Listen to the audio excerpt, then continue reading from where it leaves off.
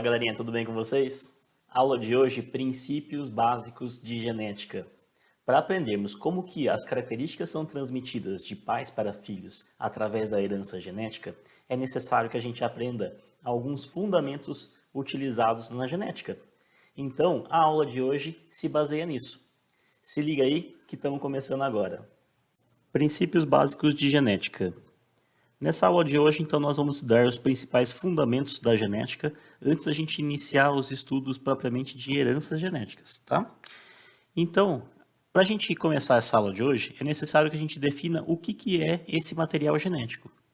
Em nossas células eucarióticas, o material genético ele está contido dentro, no interior do núcleo. Lembrando, então, que esse núcleo ele é delimitado por uma membrana nuclear, chamada, então, de carioteca. Tudo bem até aí? Esse material genético ele pode ser de dois tipos. Ele pode ser o DNA e o RNA. O DNA, o nome dele é ácido desoxirribonucleico. E o RNA, ele chama-se ácido ribonucleico. O DNA, tanto o DNA quanto o RNA, eles são formados por cadeias de nucleotídeos. O que são esses nucleotídeos? Na composição básica dos nucleotídeos, eles possuem um açúcar, tá? Que é uma pentose, um fosfato e uma base nitrogenada. Os dois possuem isso, tanto o DNA quanto o RNA. Só que a gente já vai ver essas diferenças na composição, certo? E nesse material genético é onde estão armazenadas todas as informações que vão ser as características dos seres vivos daquela espécie. Então está contida nesse material genético as informações que determinam como esse indivíduo ele vai ser. Tudo bem?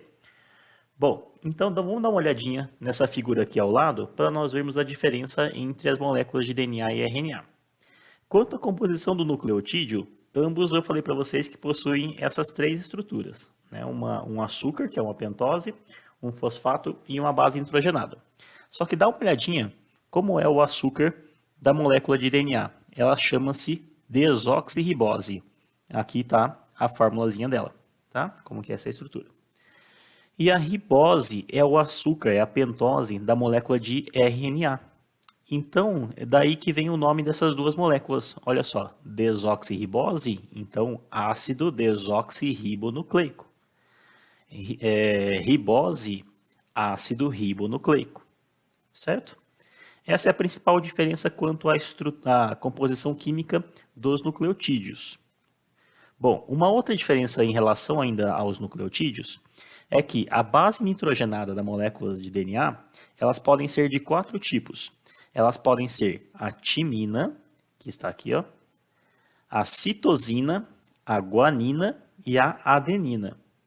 Por sua vez, a molécula de RNA, ela possui como bases nitrogenadas, ela pode ser a uracila, a citosina, a guanina ou a adenina.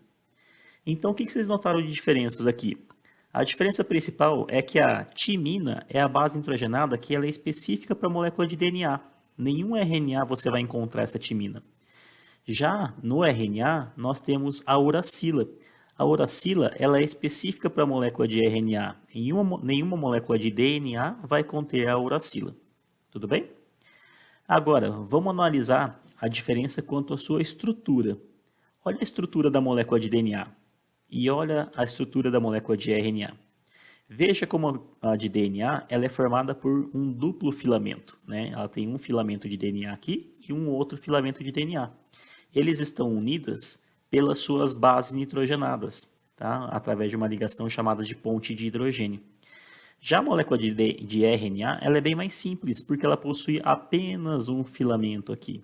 Então, nós dizemos que o DNA ele é uma fita dupla e o RNA ela é uma fita simples, certo? Então, essa é a principal diferença quanto à estrutura da molécula de DNA e RNA. Bom, nós vamos estudar mais detalhadamente essas estruturas e composições químicas, tanto da molécula de DNA e RNA, e como que elas se comportam durante uma expressão de um gene, tudo isso em uma aula posterior, porque ela é muito mais complexa essa aula do que para essa aula de fundamentos aqui, que é a aula de hoje, certo? Vamos continuar então. Como que essas moléculas de DNA e RNA, onde elas estão? Elas estão no interior do núcleo, tá? Então, estão todas ali no núcleo. E elas formam para nós dois tipos de células. Como assim dois tipos de células? Porque dependendo da quantidade de moléculas de DNA presente dentro do núcleo de uma célula, ela vai ser uma célula somática ou uma célula sexual. Professor, mas você falou que esse número, né, era constante para as espécies. Mas calma, gente. Essas células aqui, elas são células que elas são diploides e haploides, tá? Eu não estou dizendo que tem variação, né, que muda de espécie para espécie aqui dentro de seres humanos, tá?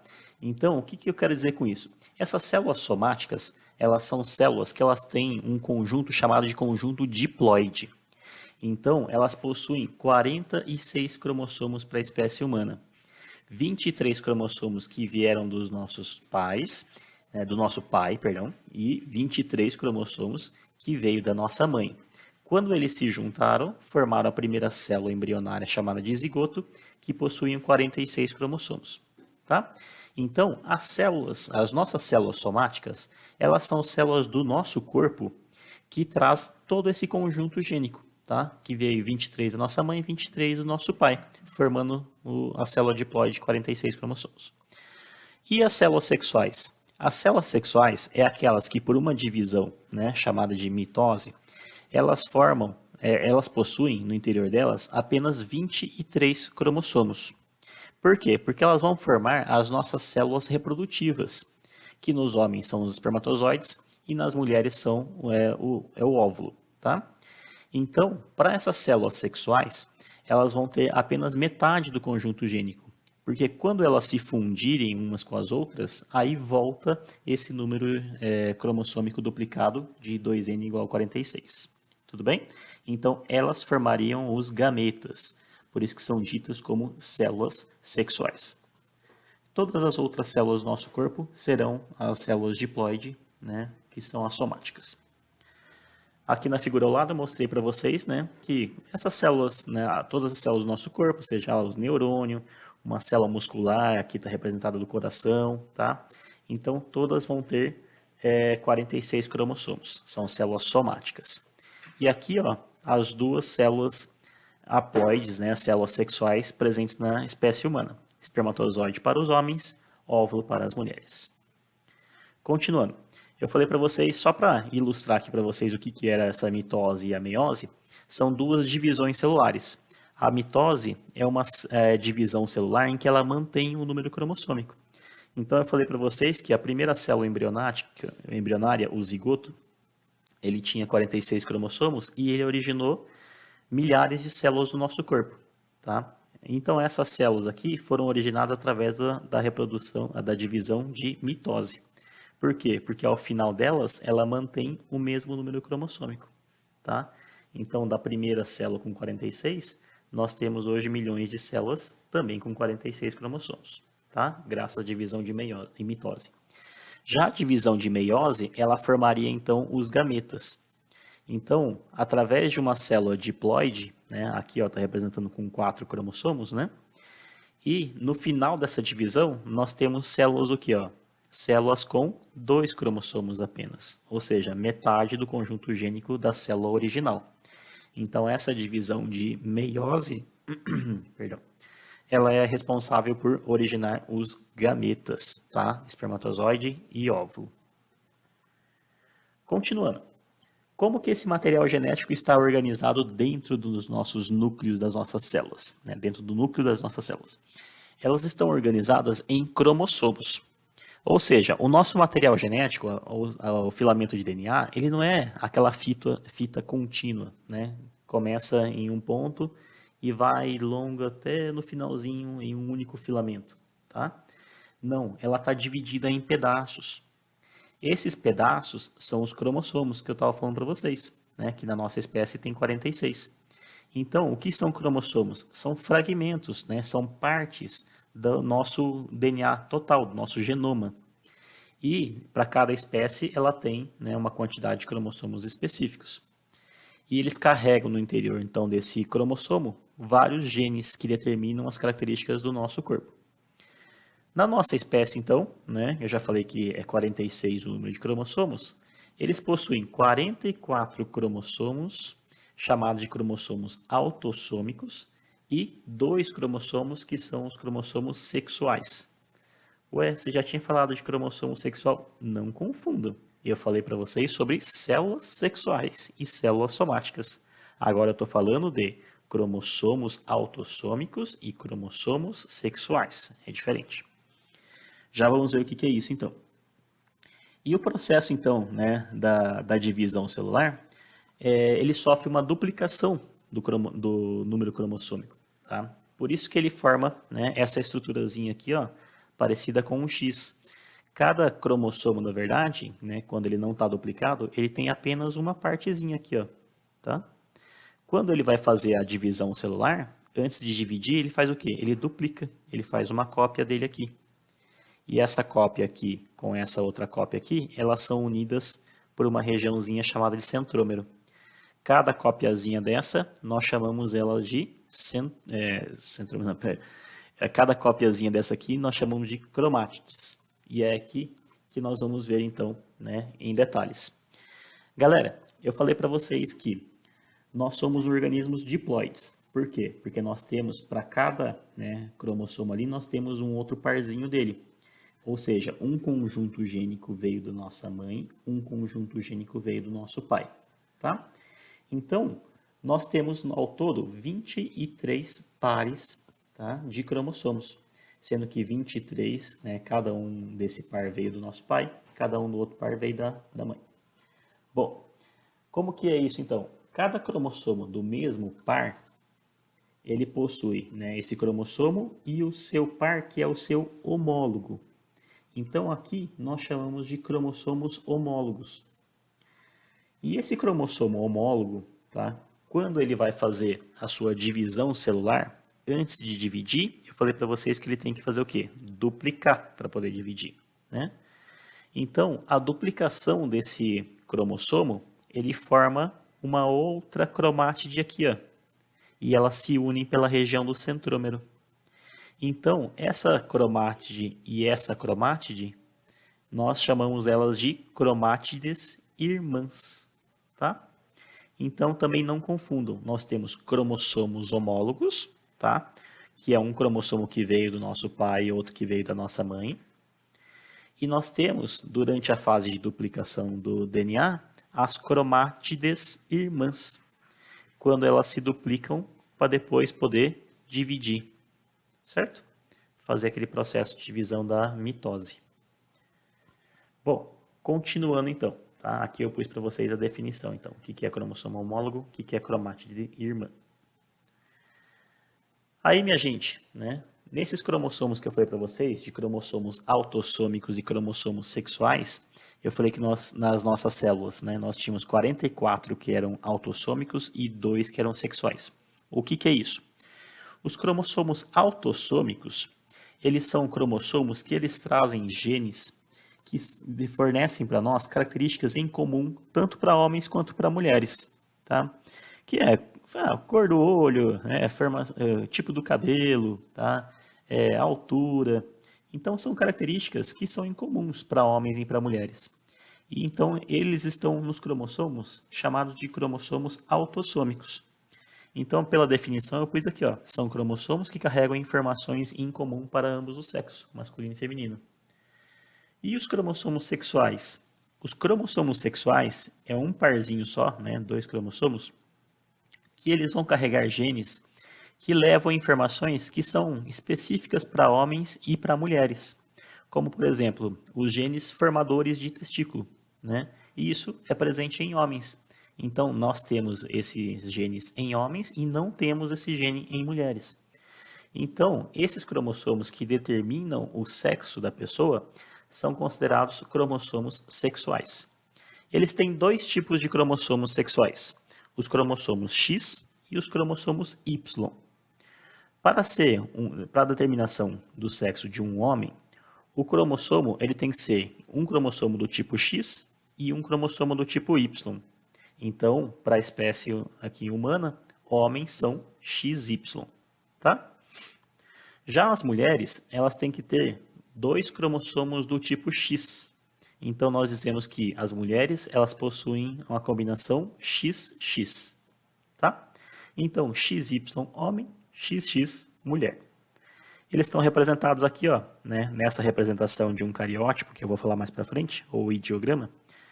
O último par, nós sempre representamos como ele sendo o par sexual. Todos os outros aqui, ó, eles são autossômicos. Olha só nesse par sexual aqui, então, tá? Nós temos um cromossomo, que é o Y, ele é menorzinho mesmo, e um cromossomo X, que ele é grandão. Então, essa combinação de X e Y faz com que essa pessoa representada nesse cariótipo seja uma pessoa do sexo, muito bem, masculino, tá? Bom, continuando. Eu falei para vocês de cariótipo, né? Então, o que é o cariótipo? O cariótipo seria uma representação, né, de dos cromossomos de uma célula. Então, para a montagem do cariótipo, nós vamos ter que pegar, né, o núcleo de uma célula diploide, tá? Faça um tratamento específico para isso, para elas se interromperem numa etapa da divisão chamada de metáfase. E aí ela é feita uma montagem, né, um pareamento desses cromossomos, através dos seus tipos de cromossomos, né, através dos tamanhos de cromossomos, no formato, tá? Então, isso é chamado de cariótipo, ou então ideograma, tá? Eles vão montando de acordo, né, com o tipo de cromossomo, porque nós temos tipos diferentes. Aqui eu coloquei para vocês os 4 tipos de cromossomos. Nós temos cromossomos chamados de metacêntricos, em que a região aqui, ó, do centrômero, ele é exatamente na metade, então ele forma braços cromossômicos aqui, ó, de tamanhos iguais, tá? Lembra que esse aqui, ó, é o cromossomo que já está duplicado. Então aqui é uma cromátide e aqui é outra cromátide irmã, tá? Para todos aqui. Nós temos o cromossomo chamado de submetacêntrico, em que o centrômero ele está deslocado, né, para uma das extremidades. Ele forma um braço mais curto e um braço mais longo. Um braço mais curto, um braço mais longo. Nós temos os acrocêntricos, que eles já estão bem lá deslocados, mas bem lá perto, né, da extremidade. E aí ele forma um braço bem pequenininho e um braço bem compridão, tá? Aí outro braço bem pequenininho e outro braço bem compridão da cromátide. E aqui nós temos os cromossomos telocêntricos, em que o centrômero está na extremidade. Então ele não forma o braço mais curto aqui, ó. Ele só forma braço longo, tá? E não tem o braço curto. Então, de acordo com os tipos de cromossomos, eles vão organizando pelo tamanho. Então aqui, ó, novamente, agora ele maior um pouquinho, mostrando para vocês. Olha aqui, ó. Ele pega no par 1 os 2 cromossomos, tá? De mesmo tamanho. Aí eles vão medindo, né? Aí o outro cromossomo menorzinho um pouquinho, é o par 2. Aí o outro menorzinho, par 3, par 4, par 5. Então aqui seriam desse grupo A que ele chamou, né? Par 1, par 2, par 3, seriam os metacêntricos. Depois vem os outros aqui. E aí vão agrupando todos, tá? E aí o último aqui é o par sexual, que nós deixamos aqui, tá? Como é o mesmo exemplo do anterior, então continua sendo um homem aqui, ó, XY, tá? Tudo bem? Então a representação de todos os cromossomos organizados com os seus pares é chamado de cariótipo ou ideograma. Para que serve o cariótipo ou ideograma? Serve para a gente determinar qual espécie esse material que a gente está analisando, tá? Às vezes a gente está na dúvida se um bicho é da mesma espécie do outro, fazemos o cariótipo e vemos a montagem dele, se é igual para um ou para outro. Serve para determinar, por exemplo, casos de doenças, tá? Lembrando que a síndrome de Down, por exemplo, é quando aparece um cromossomo a mais no par 21, né, chamado de trissomia do 21. Então, ao invés de uma duplinha aqui, ó, né, tem um trio, um a mais. E assim por diante, tá? Tem inúmeras utilizações o cariótipo. Aí eu falei para vocês que dentro de um cromossomo, né, existem milhares de genes. E o que são genes? Um gene, então, ele é um pedaço da molécula de DNA que ele carrega as informações de uma característica, tá? Geralmente, essa característica ela é manifestada através da produção de uma proteína. tá? Então a pele da pessoa é mais escura, tá? Esse gene que determina então a pele mais escura determina a produção de uma proteína chamada de melanina, tá? Então quanto mais melanina presente nas células epiteliais, né, mais escuro seria o tom de pele da pessoa, tá? Então, se um gene ele é ativo, ele codifica uma proteína, tá? Isso para a maioria. E nós temos aqui, né, os chamados de genes alelos. O que é um gene alelo? Nós não somos diploides, então para cada par cromossômico nós temos 2, né, cromossomos aqui. Então, se eu tenho um gene que fala a cor do olho, tá, nesse cromossomo que veio do nosso pai, nós também temos, né, um outro gene, agora chamado de gene alelo, para essa cor do olho, que veio da nossa mãe. Então, a combinação da informação que veio desse gene do nosso pai e do seu alelo que veio da nossa mãe, ele nos dá a cor final do nosso olho, tá? Então, o que é um gene alelo? Seria o correspondente desse gene no outro cromossomo, tá? Do mesmo par. Aqui, ó, representei também um outro gene, o tipo sanguíneo. Tem aqui o gene do tipo sanguíneo e o seu alelo no outro cromossomo. Cor do cabelo, o seu gene aqui e o seu alelo no outro cromossomo. Do crescimento, o seu gene aqui e o outro gene alelo no outro cromossomo. Tudo bem? Esses genes alelos, eles ocupam a mesma posição. Se ele está nessa posição aqui desse braço cromossômico, esse aqui tem, né, essa mesma posição nesse braço cromossômico. Tá? Essa mesma posição, essa posição que ele ocupa, nós chamamos eles de locus. Tá? Então, os locus, eles serão os lugares em que os genes ocupam em um cromossomo. Certo? No singular, ele se chama loci. No plural, ele se chama locus, tá? Parece que tá ao contrário, né? Mas não é assim mesmo. No plural é loci, no singular é locus. E o genoma? O que seria o genoma? Seria o conjunto de todos os genes de todos os cromossomos, tá?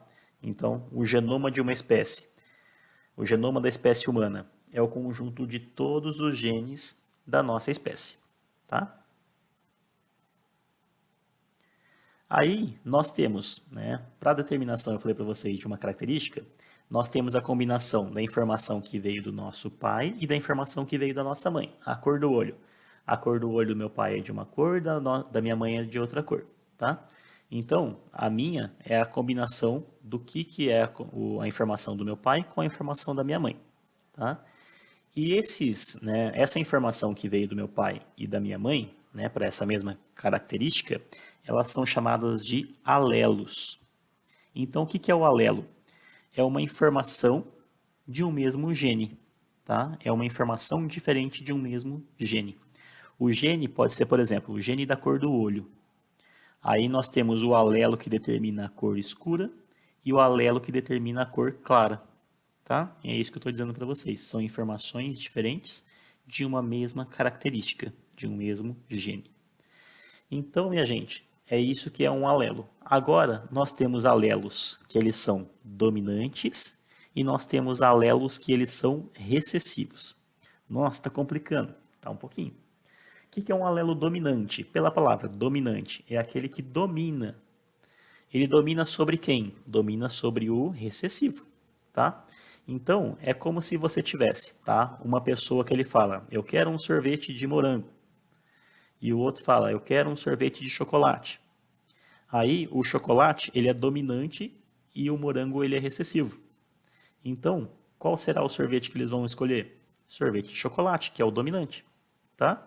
Então, o alelo dominante, ele faz isso, né? O recessivo, ele fala, vai ter que ser a cor de olho claro. E o dominante fala, vai ter que ser olho escuro. Então, vai ser o quê? O filho vai ter um olho escuro, porque a característica dominante, ela é escura. Tudo bem? Então, assim é o comportamento, né, de alelos dominante e recessivos. Aí, né, nós temos aqui uma figura que eu estou tentando ilustrar justamente isso para vocês. Eu tenho aqui, ó, eu represento pela letra maiúscula quando ele é dominante e minúscula quando ele é recessivo, certo? Então, nesse caso aqui, ó, para esse gene A, né, o gene A, eu tenho um alelo azão, que é o dominante, e o outro alelo azão, que é dominante. Então, aqui os dois, como são iguais, tá? Nós chamamos ele de homozigoto. E como ele é dominante, os dois são dominantes, homozigoto, dominante. Aqui é a região do centrômero, tá? Nesse outro, ó, nós temos um gene V. Aqui é o alelo V maiúsculo, Vzão, dominante. E esse aqui, ó, é o alelo recessivo, representado por V minúsculo, então, pela letra minúscula. Então ficaria um alelo dominante com um alelo recessivo. Quem que vai ser, então, qual vai ser a característica? A característica vai ser o do dominante, tá? O do maiúsculo aqui, o do Vzão. Quando nós temos um dominante e um recessivo, nós chamamos eles de heterozigoto. Então, esse gene é um gene heterozigoto. E esse outro gene aqui, ó, o gene F, nós temos um F minúsculo, ou seja, um alelo recessivo. E aqui nós temos outro alelo recessivo, F minúsculo. Como os dois são iguais, né, recessivo e recessivo, eles são também homozigotos. Só que o homozigoto agora o quê? Recessivo, tá? Então, esse gene aqui, ele é um homozigoto recessivo, tá? Aí sim, ele manifesta a característica do recessivo. A única forma de manifestar a característica do recessivo é quando os dois são recessivos, tá? Para manifestar a característica do dominante, ele pode ser, tá, um homozigoto dominante ou um heterozigoto. Bom, continuando. Aqui ao lado está a definição de tudo isso que eu estou explicando para vocês, tá? Eu não estou lendo, mas eu estou explicando aqui. Aqui traz para nós, só por questão de curiosidade, né, algumas características do nosso corpo em que nós temos alelos dominantes e recessivos, tá? Só por curiosidade mesmo. Olha só o nariz, né? O nariz aquilino e o nariz reto. Aquilino é aquele nariz que forma uma pontinha, né? A pontinha do nariz ela é curvada para baixo, tá?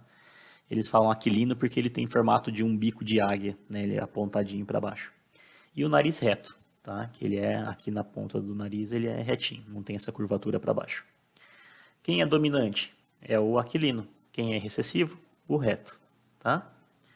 Por isso que nós temos uma maior quantidade de pessoas com esse tipo de nariz aquilino do que essas de, né, nariz reto. É lógico que varia de lugar para lugar, tá? Lobo da orelha, né? Seria aquela, o lobo da orelha é aquela partezinha onde a gente fura para colocar brinco, essas coisas. O lobo da orelha, ele pode ser solto, né, ou destacado, quando ele forma, né, quando ele tá soltinho, né, ele não está grudado, né, na parte do pescoço. E o recessivo é quando ele está colado, né, ele tem uma pequena, né, ele não fica essa fenda, nesse sulco ali, tá? Ele forma uma estrutura coladinha com o nosso pescoço, tudo bem? É muito comum para asiáticos, tá? É o colado. O queixo. Queixo com covinha, dominante. Queixo sem covinha, recessivo. Tá? Lábios grossos, dominante. Lábios finos, recessivo. Eu pulei aqui, ó, né? O queixo prognato. Né? Queixo também pode ser prognato, é quando ele é para frente. Né? Ele vem um pouquinho para frente. E o queixo reto é quando ele não forma aquela curvinha do queixo para frente. Olhos escuros, dominante. Olhos claros, recessivos. Cabelo escuro é dominante, cabelos claros é recessivo. Dobramento da língua, né? Quem consegue fazer aquele tubinho com a língua, ele é dominante, e quem não consegue, a pessoa é recessiva. Nos homens, quem é calvo, né? Ele é recessivo. Quem não é calvo, quem é calvo é dominante, quem não é calvo é recessivo. O mindinho, se ele forma uma curvatura do mindinho, você deixa a mão, né, em cima da mesa ali. Se o dedinho ele forma uma curvatura, ele é dominante. Se ele não forma, ele é recessivo. Se você faz um joia, né, e o dedão ele forma uma curva, a ponta do dedão ele fica bem curvado para trás, ele é dominante. E se não forma essa curva, ele é recessivo. Então, por curiosidade, essas características do nosso corpo para vocês.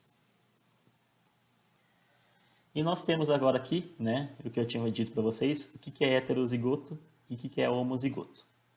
Então, ó, homozigoto, eu falei para vocês, ele pode ser de duas formas. Ele pode ser um homozigoto dominante, quando os dois alelos que ele possui são alelos dominantes, tá? Aqui um cromossomo, aqui outro. Ele pode ser um homozigoto recessivo, quando os dois alelos que ele possui desse gene, ele é recessivo, tá? E quando ele é heterozigoto? Ele é heterozigoto quando um é de um tipo, o outro é do outro. Ou seja, um é um alelo dominante, o outro é o alelo recessivo. Nesse caso aqui, ó, quem vai ter a característica do dominante vai ser quem? Homozigotos dominantes e heterozigotos. Os dois vão expressar a característica do dominante. E quem que vai expressar a característica recessiva? Somente aquele que for homozigoto recessivo. Tá bom? Lembrando que eu estou falando isso para o gene A, mas você vai falar isso para cada gene. Então, para gene do cor do olho, uma pessoa ela pode ser homozigoto dominante. Para gene da cor do cabelo, aí ela pode ser um heterozigoto. Para gene do crescimento, ela pode ser um homozigoto recessivo, tá? Então, isso é analisando gene a gene, tá? Um de cada vez. Tudo bem? Até aí tranquilo, né? E eu estou falando para vocês que expressa a característica, né? Então, o gene, a pessoa é um homozigoto dominante, então ela expressa uma característica. O que é isso? Isso traz para a gente a determinação de dois termos chamados de genótipo e fenótipo, tá? O que é o genótipo? O genótipo é a combinação dos genes, dos alelos. Então, ó, nesse caso aqui, ó, a cor da flor. A cor da flor, ele tem, né, para esse gene aqui, ó, esse indivíduo ele tem o alelo azão e o alelo azão, ou seja, o alelo dominante e o alelo dominante. Então, a característica, né, para esse gene, ele possui o genótipo azão-azão, tá? Então, o que é o genótipo? É a combinação dos alelos. Para esse gene da cor da flor, ele tem os dois dominantes, azão-azão. E esse outro aqui, ó, esse outro, ele possui o alelo, né, os dois recessivos, azinho. Então, o genótipo dele é o quê? Azinho. E qual que é o genótipo dessa outra aqui, ó? Ela possui, né, um alelo dominante, azão, e um alelo recessivo, azinho. Então, o genótipo dele é o genótipo azão-azinho. Isso significa o genótipo, é a combinação dos alelos de um gene, tá? E essa combinação, então, ela expressa uma característica, ela determina o surgimento de uma característica. Esse azão aqui, qual vai ser a característica dela, então? Vai ser a cor rosa, né? A cor violeta, sei lá, tá? Qual é a característica do azinho? Vai ser branca. E do azão vai ser violeta. Essa característica que ela é manifestada, nós chamamos isso de fenótipo, tá?